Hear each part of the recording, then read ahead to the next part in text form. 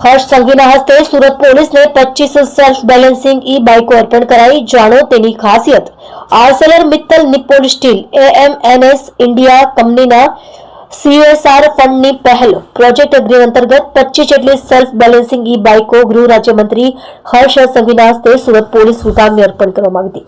આ અવસરે ગૃહ રાજ્યમંત્રી હર્ષ સંઘવીએ કહ્યું કે આજના આધુનિક ટેકનોલોજી યુગમાં એએમએનએસ ઇન્ડિયાની ગ્રીન પ્રોજેક્ટ હેઠળ સુરત પોલીસને આપવામાં આવેલી સેલ્ફ બેલેન્સિંગ ઈ બાઇકની મદદથી સુરત પોલીસ વધુ સ્માર્ટ બનશે.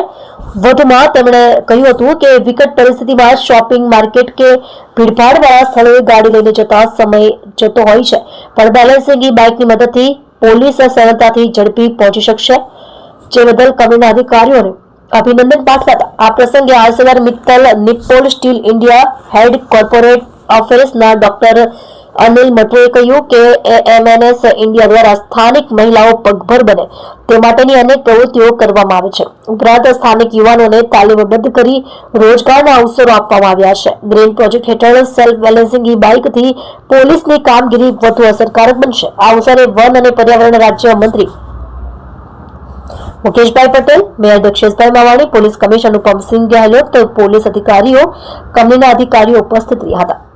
તમે જોઈ રહ્યા છો કેપી ન્યૂઝ ચેનલ रफीक शेखनी સાથે. आज माननीय गृह मंत्री श्री और माननीय सीपी सर की उपस्थिति में ये 25 की बाइक्स हैं वो सूरत शहर पुलिस को भेंट दी गई है और ये बाइक्स जो हैं वो सूरत शहर पुलिस की प्रेजेंस बढ़ाने में मदद करेंगी और ये फुट पेट्रोलिंग और बाइक पेट्रोलिंग के बीच का जो गैप है उसको कवर करेंगे.